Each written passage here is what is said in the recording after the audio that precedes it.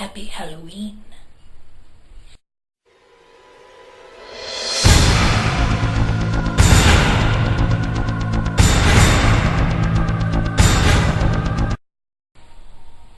Welcome to Resident Evil Monday on a Friday.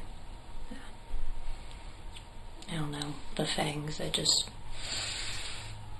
didn't have time to do a costume. Sad vampire.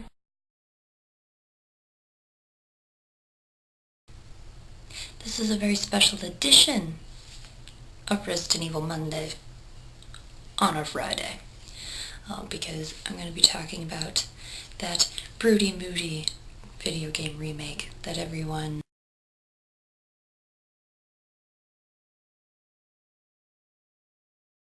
has to play because it is the greatest remake of a video game.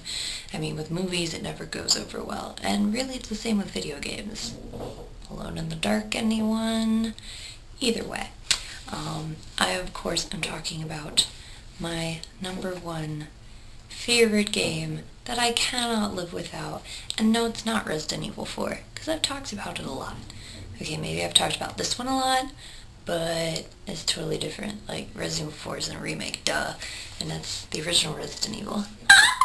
But the remake for the GameCube, which, like I said, it's so moody and brooding.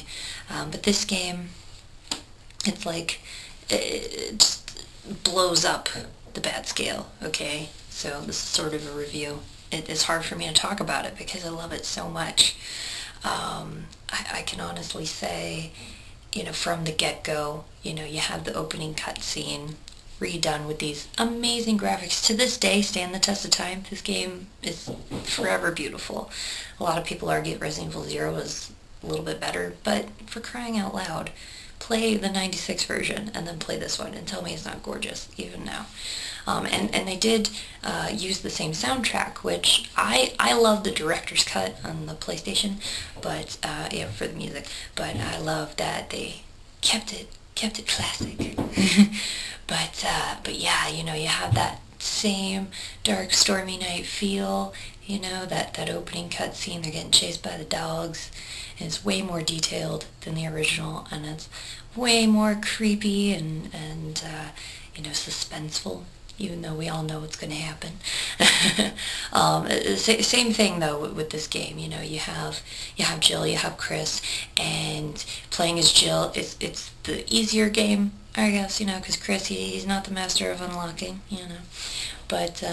But yeah, so they'll ask you, if you like to hike or you like to rock climb, so that'll also affect your difficulty.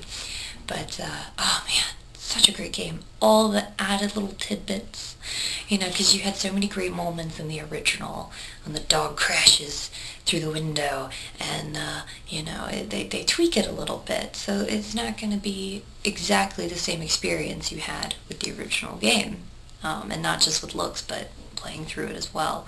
A lot of new rooms, and how the boss fights are done. They play a lot more with levels. With Jan, you have to go through like the entire library. So you get a lot more room with him, thank goodness.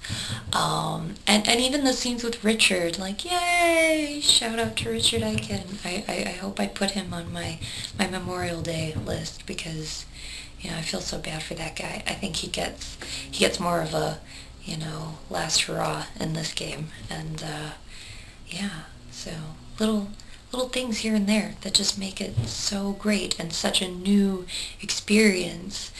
You're getting this beloved locale, this creepy-ass mansion, and, you're getting more sound and more lighting effects. It is literally a dark and stormy night in this game. You hear the thunder, you see the lightning flashes. You didn't have that in the original, and you have it here. It's just a perfect kind of night to curl up with some Edgar Allan Poe stories, or in this case, go blowing the heads off of zombies. And speaking of which, you can literally do that with, I say literally, but in the game, you know what I mean. But you get these new items. You didn't have these in the original. They're like little extra items that you get. Jill gets knives, Chris gets grenades, And, oh, Jill, oh, they both get knives, my bad. Jill gets the taser, that's what it is, so you can toast some zombies, instead of marshmallows. I don't even know where to begin, like how to rate this game. For me, it's perfect. I just play this game. It's so great.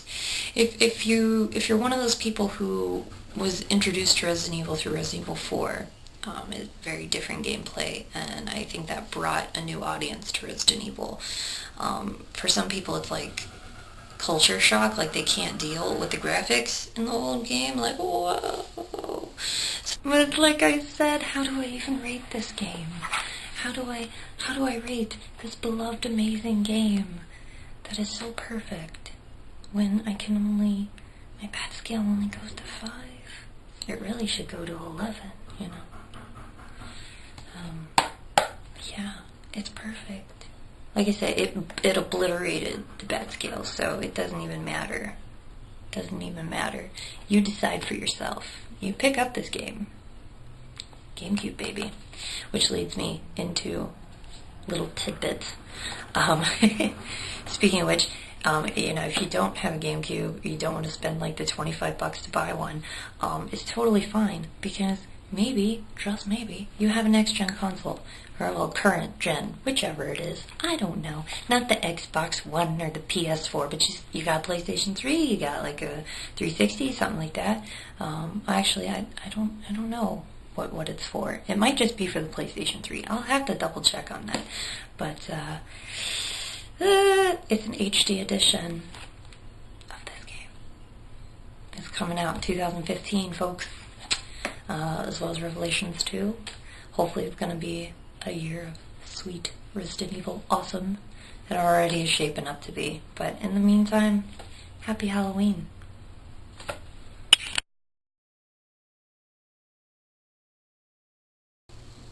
And since me telling you to play this game is sort of a tip, this was your Resident Evil tip of the week.